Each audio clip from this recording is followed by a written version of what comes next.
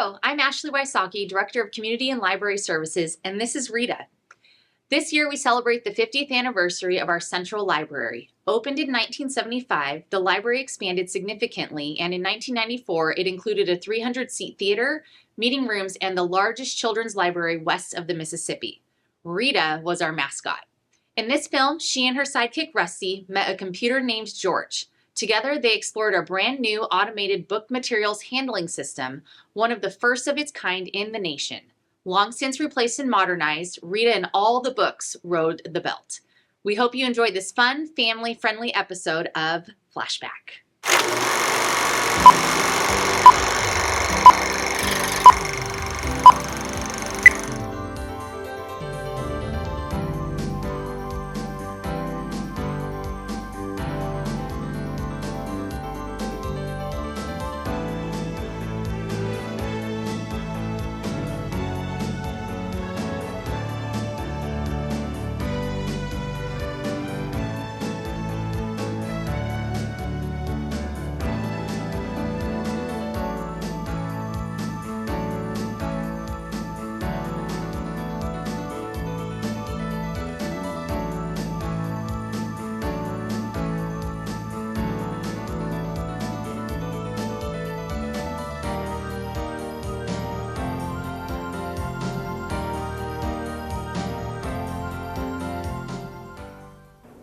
Hello and welcome again to Inside City Hall. My name is Jane Cameron and we're again at the Huntington Beach Central Library with the Director of Library Services, Ron Hayden. Ron, I know there's been a lot of promotion and talk about the new wing of the library, but today we're going to talk about the main focus of the library, which is all the books that we have behind us. Just how many books does the Huntington Beach Central Library have in its possession? Well, to answer you directly, it's about 350,000 volumes in the entire system. But in general, I also like to comment what you just said, is that many times people talk about the expansion. And we don't want to lose sight of the importance and the basic core justification for a library is its collection. Absolutely. So we have, as I said, 350,000 volumes of books, over 650 periodicals, magazines, 20 newspapers, databases. I mean, the resources are mind-boggling. And so what I really wanted to do is spend some time with you in the existing library and talk about some of the resources that people may not realize that are available to them. You know, in the past several years, Huntington Beach has been hit in the budget with cuts and holding back money and such. I'm sure the library must have been affected to some extent, but exactly how? Well, yes, we have. We've reduced our staff by about 15%, and we've cut, unfortunately, our book budget by about 50%. So we have, unfortunately, been unable to purchase as many books as the community needs and as we would like to purchase. So what we are doing now that the expansion is completed is focusing very, very diligently on building the library collection with books. So our main focus now is to rebuild the collection, and now that we have the space, make it a collection as it should be for this community. Well, the budget, I'm sure, for Huntington Beach is pretty much set the way it is. So how does the library draw on funds or on books in order to increase the amount that you have or replace those that have been damaged? Well, first of all, the majority of the funds come from the general fund, the budget, but in addition to that, we have library support groups who have programs which generate revenue and go directly back to purchasing books. In fact, right behind us here is a program sponsored by the Friends of the Library, and it's a book sale, and they have ongoing book sales, they have semi-annual book sales, and these books are donated by the community, and they're evaluated by our librarians, and if we can't use them, the Friends sell them, and all the money that's generated from the sales go back to the library to buy more books. That's great. I'm sure with different types of donations, you must get some books that are pretty nice. Do you put those out here, or do you have a special place for those? We put those in a special collection. It's called the Silent Auction Collection, and what's really unique about this is there's very rare books or specialized books that are a little bit different from the popular ones out here, and we give people an opportunity to bid on them. For instance, right now we have on Civil War, there's a 10-volume collection of rare photographs from the Civil War. And so those people who are very interested in the Civil War can outbid each other to get the books, take them home and use them in their library. That's great. Now, with all the books that you've discussed, those that are here for the sale and for the auction, plus the unbelievable amount that you have in the library, how many man-hours must it take in order to put everything back where it belongs? Lots. And because that is our central function, if you will, as a library, that circulating material, what we have developed through a lot of hard work and experimenting is a book conveyor system. And I think as an example of our staff's creativity, what I'd like to do is show you a video by Bill Miller, one of our staff members here, who is completely videotaped the process, and I think made it entertaining in terms of understanding this complex system that we developed. Now, is this a video that children can understand as well? In fact, we do show this at our Storytime Theater in various school tours. So yes, he has a little twist with our mascot Rita riding on the belt and so on, so that it is very technical, but he wanted to develop it in a manner in which just about everyone could understand and hopefully appreciate. And I'm sure we're going to be seeing things that no one else gets to see on a normal basis. That's right. Great. Let's take a look at it now.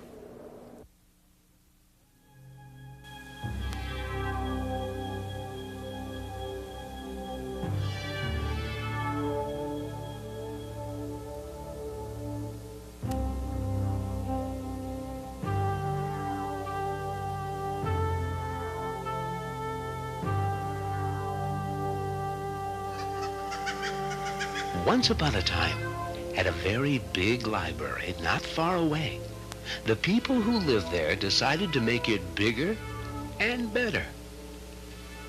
And where they once pushed, pulled, and tugged their books wherever they went, they decided that now they were tired. "Let the books come to us," they shouted. And as quick as you can say supercalifragilisticexpialidocious, the books did come. They didn't walk. They didn't fly. They rode. They rode? Yes, they rode on a conveyor belt. Rita heard of this belt, and one sunny day, that rascally sea serpent said, "Show me this belt.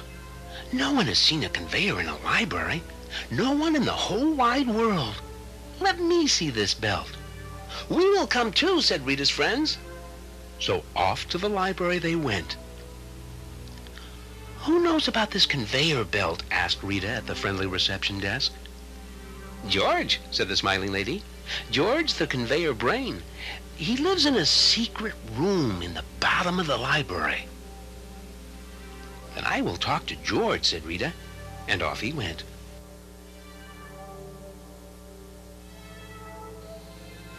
Rita found the secret room. It was small and noisy. "I don't see a brain or even a George in here," said Rita. "Maybe he's in here," said Rusty as he opened the door. "I am here," said George. "Up here. Look up.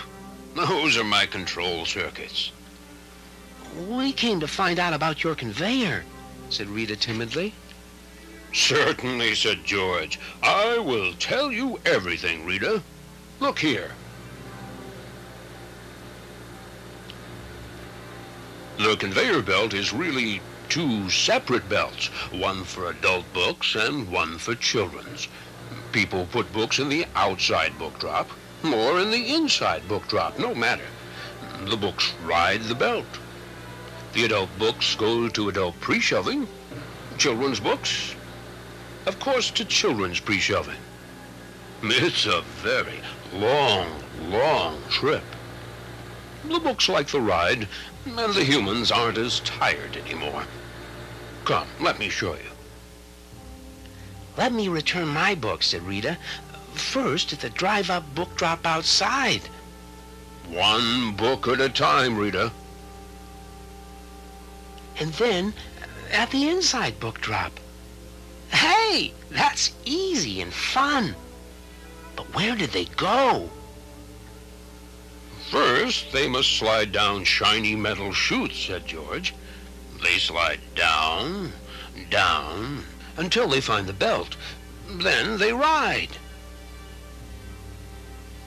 Whee! Said Rita. Be careful, you rascally sea serpent, scolded George. Conveyors can be very dangerous. I'm sorry, said Rita sadly. I'll be careful.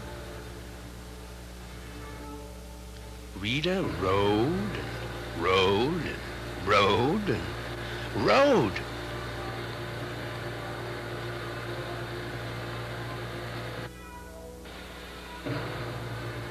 What's that? Asked Rita.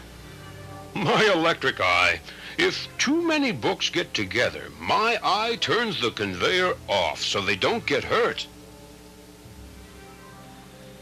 Oh, look at the silver rollers, said wide-eyed Rita. That's the accumulator, said George. Achie. Accumulator. Those wire gates above the rollers separate the books, allowing just one book at a time. It's safer that way. Why do they go clang, clang, clang?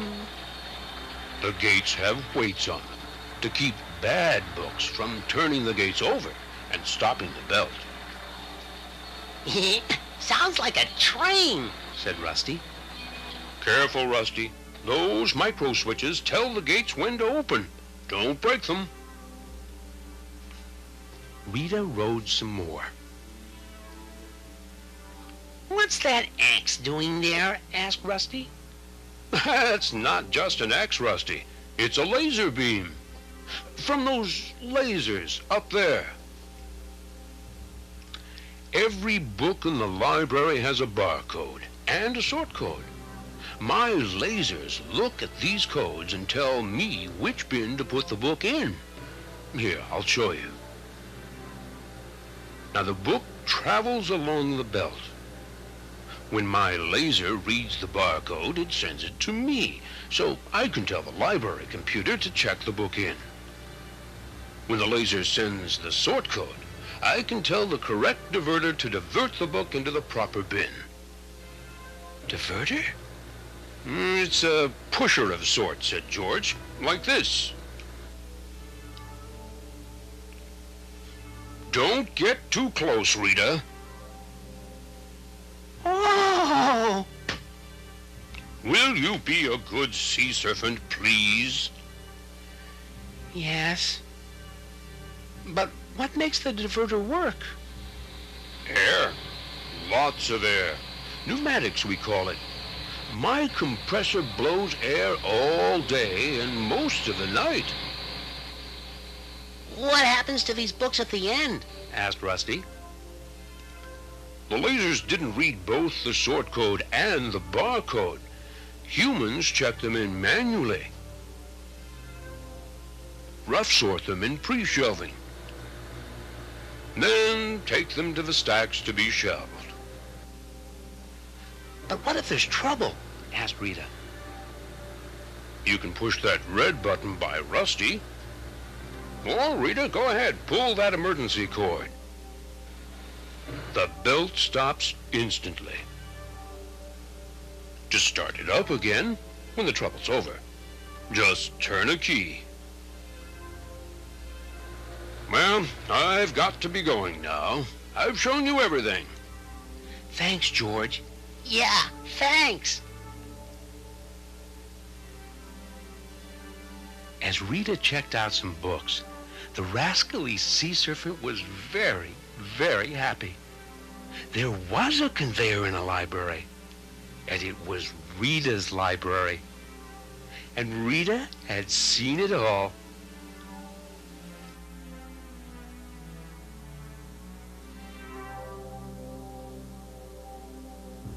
Oh, what a wonderful, wonderful day.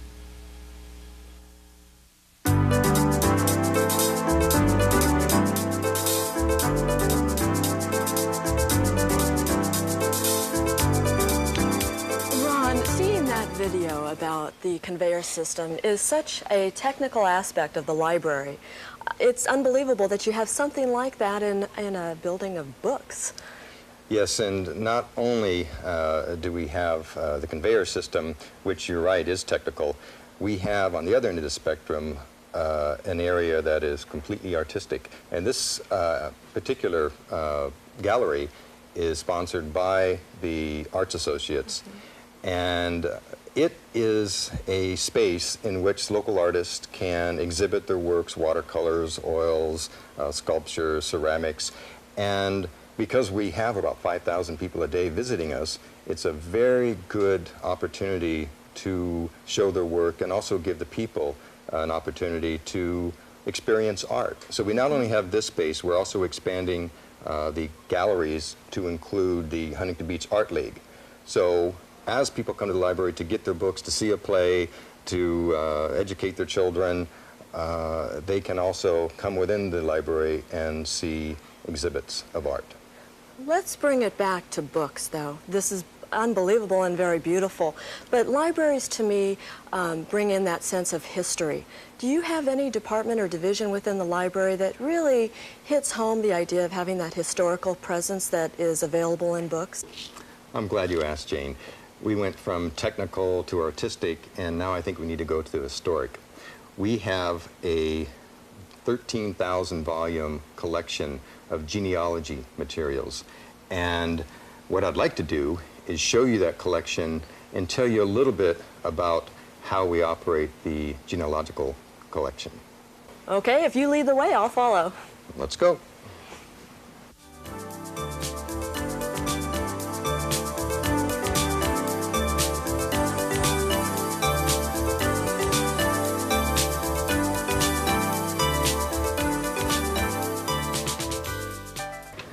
Ron, this is a very large collection. Is it unusual for a city library to have a collection as large as this?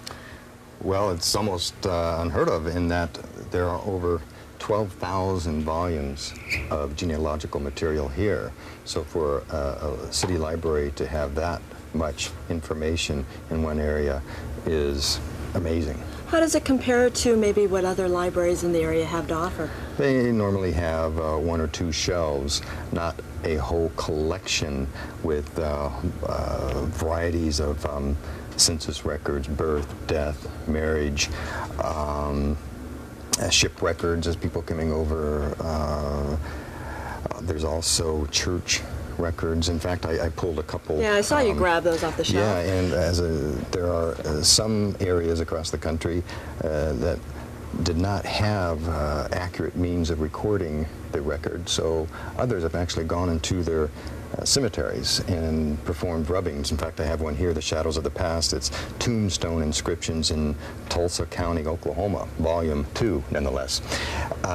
So they're very specific, and I know this one would interest you, Pocahontas and her descendants. Absolutely. I haven't looked to see if your name's in here yet, but for those, in fact, who are interested in Pocahontas, there's actually a quarterly newsletter. So the type of information here is really mind-boggling, and we would have to do a whole show just entirely on this collection, but it is maintained by the Orange County Genealogical Society. We help them purchase the books. They maintain our collection for us, and they have monthly meetings here. And they do offer assistance for those people who are interested in the process of discovering more about their family histories. Now, if you have a reference selection such as this that is just beyond the standards of what is normal for other libraries, then you must have other areas of reference in the library that I'm sure are just as comparable. Right. What I'd like to do now is show you our reference collection. Actually have Mr. Thad Phillips, our library services manager, do that, and show you the wide range of business, legal, and database services that we offer in the reference section. So I'd like to take you there now. Great.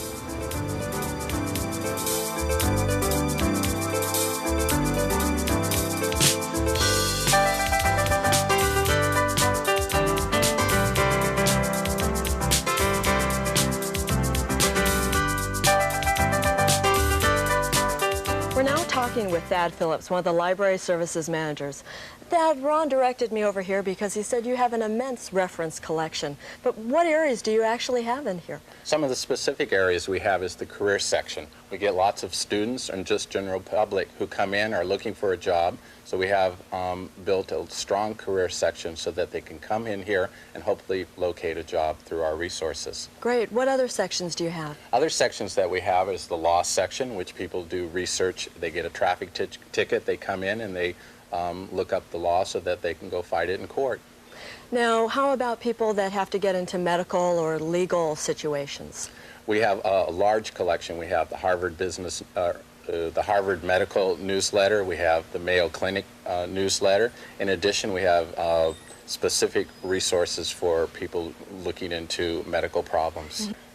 Thad, you've got a large collection of books here. Exactly what is in this stack you have? I tried to bring a sample of books that would let the public know what kind of books we have. One of the most popular is How to Do Your Own Divorce in California. Really? Landlord law books are very popular. This has to do with evictions and rights and responsibilities of landlords. You mentioned that you have a career section. I notice you have this one here. Do people have a way to look at maybe careers in other areas of the country?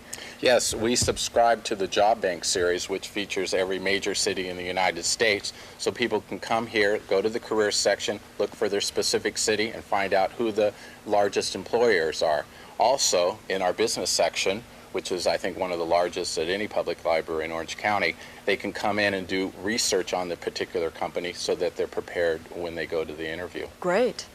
The National Ad Search comes out each week, and patrons come in and look at the actual jobs. So they look for the jobs, they research the city, and in the business section, they research the company.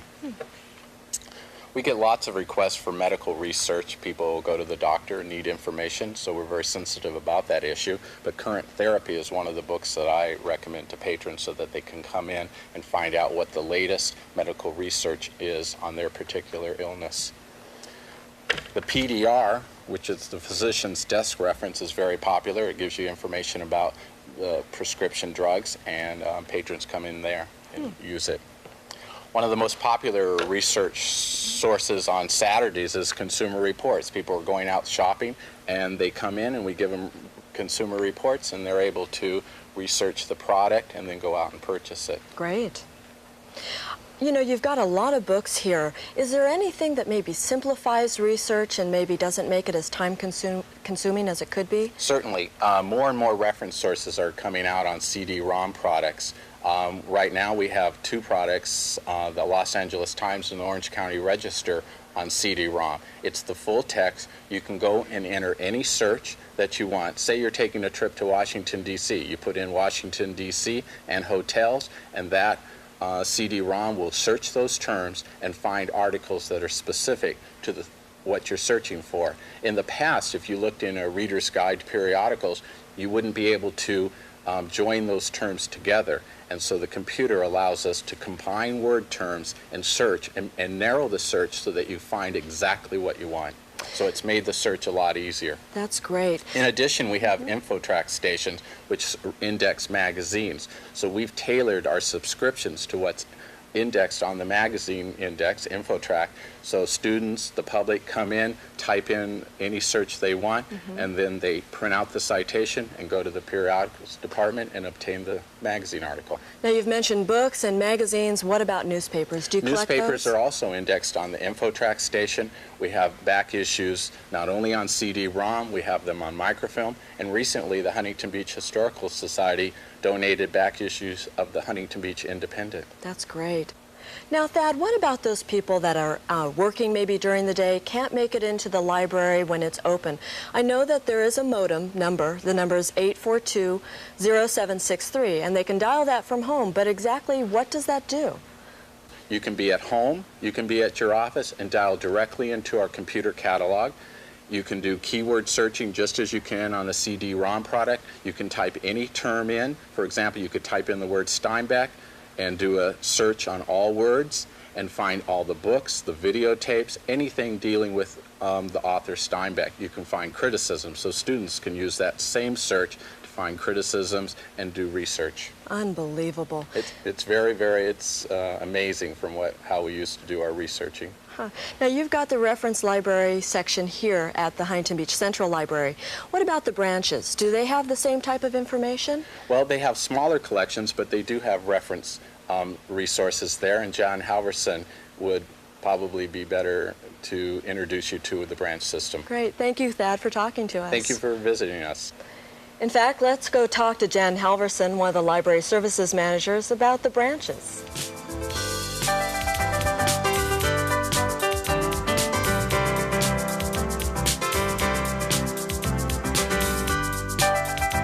Jan, the Central Library is important, but I'm sure the branch libraries are as well. But what do they offer maybe a little bit different from the Central Library? Well, the branch libraries offer the convenience of a neighborhood library. Statistics show that most people use libraries if they're within 3 miles of their home.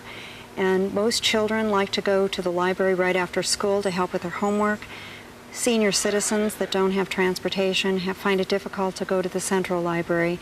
And so we have a lot of popular reading materials for the senior citizens, for adults, and we have a reference collection that's smaller than the Central, but we do have encyclopedias and other reference materials. We also have newspapers and periodicals. And we offer the personal touch of having a person in the neighborhood that knows the reading interests of the people that come and use the library. So if they know you like mysteries, they can put aside mysteries for you and give that personal touch. That's great. Jan, the Main Street Library is one of the larger branches. Does it offer any additional programs or information that maybe the other smaller branches don't? Yes, it does. It used to be the old Central Library before this facility was opened in 1975. And it has, because it has extra space, we have a space upstairs that's used by the Episcopal Service Alliance to give vouchers to low-income persons for food and housing and utilities. Also, we have a legal aid society, and they offer free legal advice for low-income persons. We also have a Model United Nation program, which offers a research library for the local high school students to come and do research for their projects for school. We also offer art displays, art shows on a monthly basis. Can the Main Street Library act as well with the other branch libraries as the Central Library does in being able to return books and property? Yes, you can return books that are borrowed at any library, either libraries in Huntington Beach or any in the Orange County system at any of the branches or at Center, and they'll be returned through courier. And that's great. Now, literacy is such an important problem for, the United States. Is there anything that the Huntington Beach Library offers to the community in the forms of literacy? Yes, we also have a program here at the Central Library, and it's located downstairs in the Central Library. And we offer one-on-one tutoring. We have about 200 tutors, and we match up with individuals who, for some reason, have not learned how to read very well in school. We have a language lab that helps them practice their language skills using computers. And we hope that they will improve and be able to get better jobs and become more proficient in everything they do. That's absolutely wonderful. Thank you, Jan, for talking to us.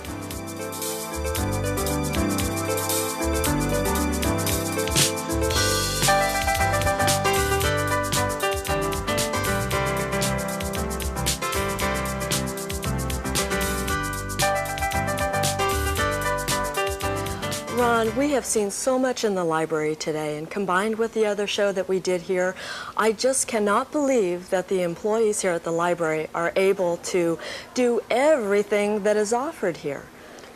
Well, they're so talented, sometimes I think they can, but in reality they really can't. And in order for us to do all that we do, it is absolutely imperative that we have volunteers.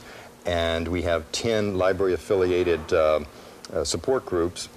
and including the Library Board, Friends of the Library, Library Patrons Foundation, Friends of the Children's Library, Genealogy, Arts, Sister City. And so there's just every opportunity you can imagine. And if people are interested, they can call us at the library, and we'd be very happy to direct them in an area of their interest. Great. Thank you very much for inviting us to the library. You have an unbelievable library. You should be so proud of it. Well, thank you very much. We are. Thank you. And thank you for joining us today. This is Inside City Hall, and our guest today was Director of Library Services, Ron Hayden. I'm Jane Cameron. Thanks for watching.